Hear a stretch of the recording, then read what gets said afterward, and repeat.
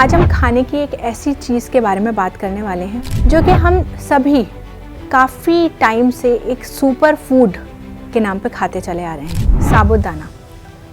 लेकिन क्या ये वाकई में सुपर फूड है?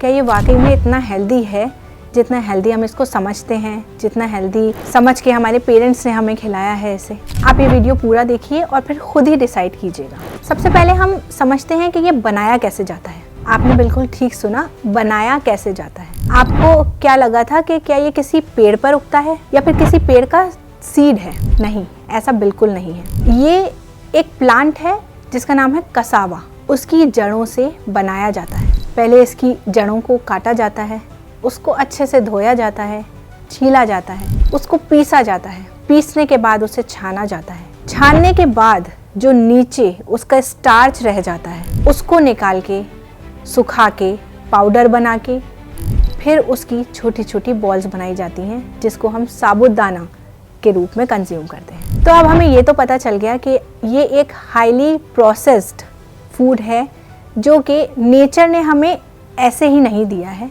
बल्कि फैक्ट्री में बड़ी बड़ी मशीनों के थ्रू बनाया जाता है। अब हम ये समझते हैं कि इसके फ़ायदे क्या क्या हैं। क्या आप जानते हैं कि साबूदाने का ग्लाइसेमिक इंडेक्स 80 से 90 के बीच का होता है, जो कि वाइट ब्रेड और चीनी से भी ज़्यादा है। अगर हम इसको खाएंगे तो हमारे ब्लड शुगर लेवल्स बहुत ही हाई हो सकते हैं और जिन लोगों को डायबिटीज़ है उनको तो ये बिल्कुल अवॉइड करना चाहिए।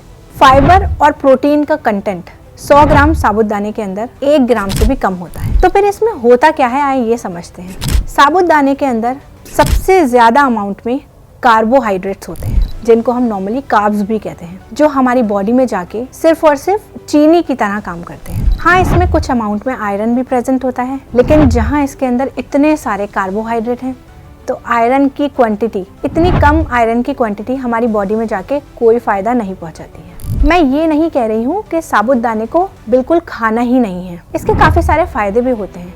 जैसे हमने बात की कि ये कार्बोहाइड्रेट्स में रिच है, तो कुछ पेशेंट्स या कुछ लोग जिनको क्विक एनर्जी की ज़रूरत होती है वो इसको ले सकते हैं, या फिर बच्चे जो कि पतले दुबले होते हैं उनको वेट बढ़ाने में ये बहुत मदद कर सकता है। और क्योंकि इसके अंदर कार्ब्स बहुत ज़्यादा होते हैं तो ये जिनको कब्ज़ की परेशानी होती है या पेट से रिलेटेड कुछ भी परेशानी है तो ये हज़म बहुत जल्दी होता है और उनका हाजमा अच्छा कर सकता है। लेकिन इसे रोज़ रोज़ खाना और ज़्यादा अमाउंट में खाना बिल्कुल गलत है। रोज़ अपने बच्चे की डाइट में शामिल करना ये सोच के कि ये एक हेल्दी फूड है, ये गलत है।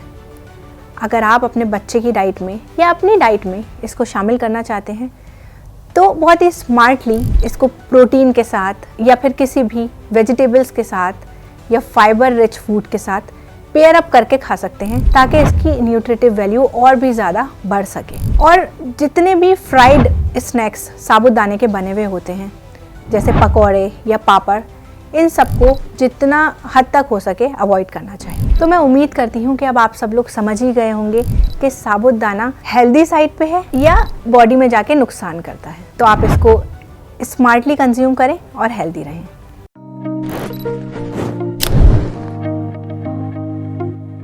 हेल्थ से जुड़ी सभी अपडेट्स को जानने के लिए आप हमारे चैनल को सब्सक्राइब कर सकते हैं और बेल आइकन दबाना ना भूलें।